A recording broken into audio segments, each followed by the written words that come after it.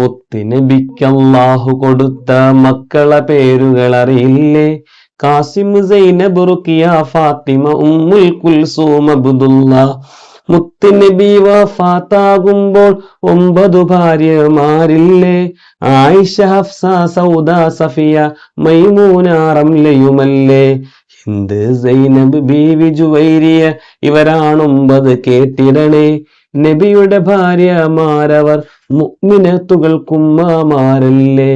പേരു പഠിച്ചിടണേ, അവരുടെ ചരിതം കേട്ടിടണേ. പേരു പഠിച്ചിടണേ, അവരുടെ ചരിതം കേട്ടിടണേ. ബിസ്മില്ലാഹിർ റഹ്മാനിർ റഹീം.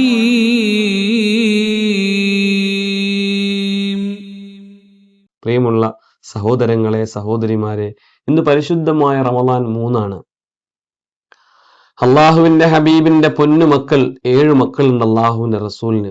ആ ഹബീബായ തങ്ങളുടെ 7 മക്കളിൽ അവസാനം വരെ ഹബീബായ തങ്ങളോടുണ്ടായിരുന്ന പൊന്നുമോളാണ് മുത്തുനബി തങ്ങളുടെ കരളിന്റെ കഷ്ണം ഫാത്തിമ ബീവി റളിയല്ലാഹു അൻഹ. ഫാത്തിമ, നീ എന്റെ കരളിന്റെ കഷ്ണമാണെന്ന് ഹബീബായ മുഹമ്മദ് മുസ്തഫ സല്ലല്ലാഹു അലൈഹി വസല്ലം. അള്ളാഹുവിന്റെ റസൂൽ വഫാത്തായി കേവലം 6 മാസം കഴിഞ്ഞാണ് പ്രിയപ്പെട്ട പൊന്നുമോള് ഫാത്തിമ ബീവി റളിയല്ലാഹു അൻഹ വഫാത്തായത്.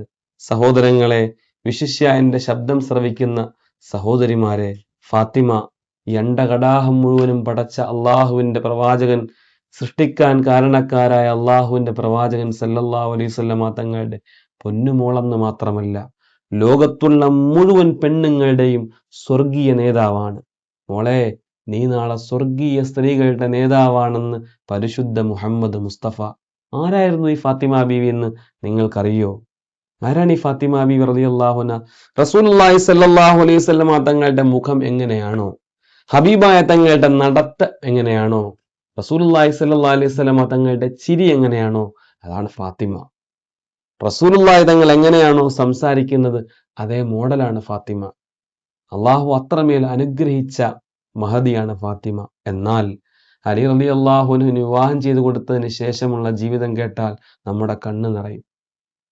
പലപ്പോഴും ഫാത്തിമ ബീവി പട്ടിണിയായിരുന്നു. അലി റളിയല്ലാഹു അൻഹു ജോലിക്ക് പോയിട്ട് തിരിച്ചു വരും.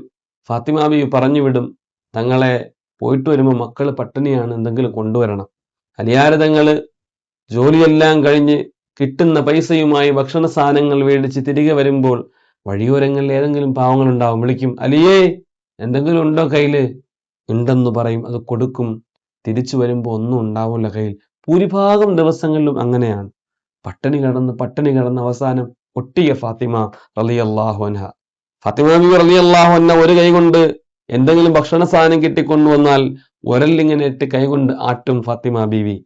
അതേസമയം തന്റെ കാലുകൊണ്ട് തന്റെ മക്കളായ ഹസൻ ഹുസൈൻ റളിയല്ലാഹു അൻഹു തൊട്ടിലിൽ ആ കാലുകൊണ്ട് ഇങ്ങനെ ആട്ടും.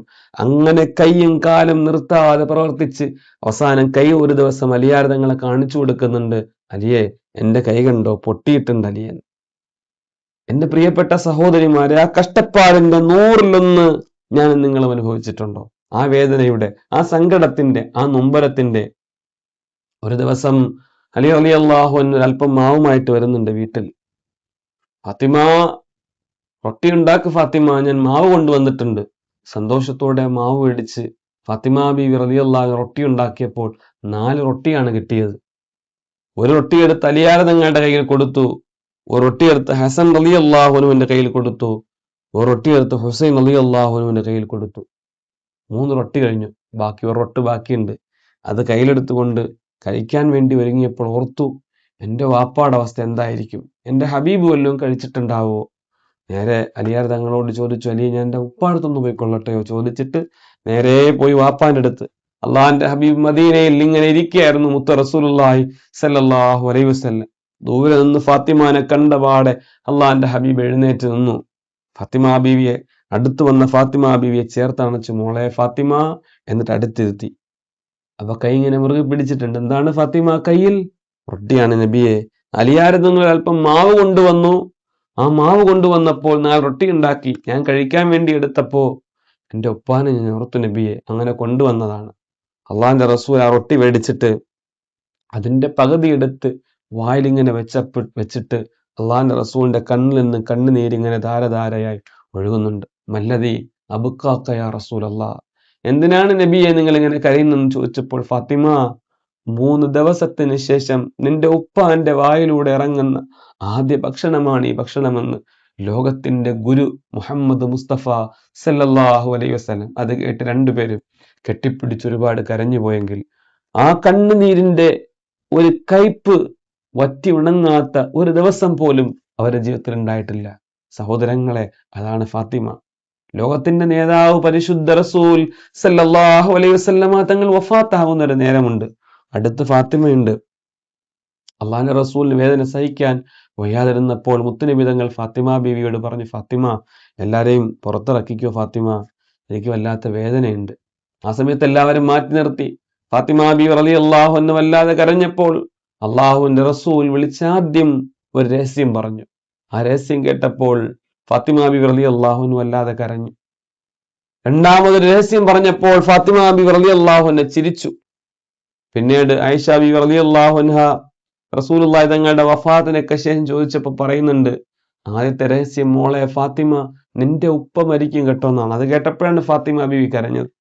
രണ്ടാമത്തെ രഹസ്യം, മോളെ ഫാത്തിമ, നീ കരയരുത്, എന്റെ വാപ്പയായി ഞാൻ മരണപ്പെട്ട് കഴിഞ്ഞാൽ എന്നിലേക്ക് ആദ്യം വന്ന് ചേരുന്ന ആൾ നീയാണ് ഫാത്തിമ എന്ന് പരിശുദ്ധ റസൂൽ മുഹമ്മദ് മുസ്തഫ സല്ലല്ലാഹു അലൈഹി വസല്ലം. അത് കേട്ടിട്ടാണ് ഫാത്തിമ ബീവി ചിരിച്ചത്.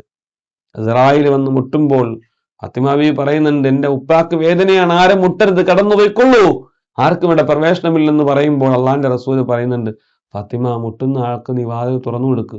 നോക്കുമ്പോൾ ഖാബിലുൽ അർവാഹ് മലക്ക് ഇസ്രായേൽ അലൈഹി സ്വലാത്തു വസ്സലാമാണ്. സഹോദരങ്ങളെ, വേദനിപ്പിക്കുന്ന രംഗമാണ്.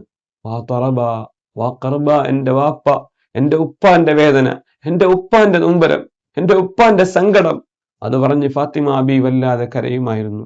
സഹോദരങ്ങളെ, അള്ളാഹുവിന്റെ റസൂൽ സല്ലല്ലാഹു അലൈഹി വസല്ലം തങ്ങൾ വഫാത്തായതിനു ശേഷം 6 മാസം മാത്രമേ ഫാത്തിമ ബീവി ജീവിച്ചിരുന്നുള്ളൂ.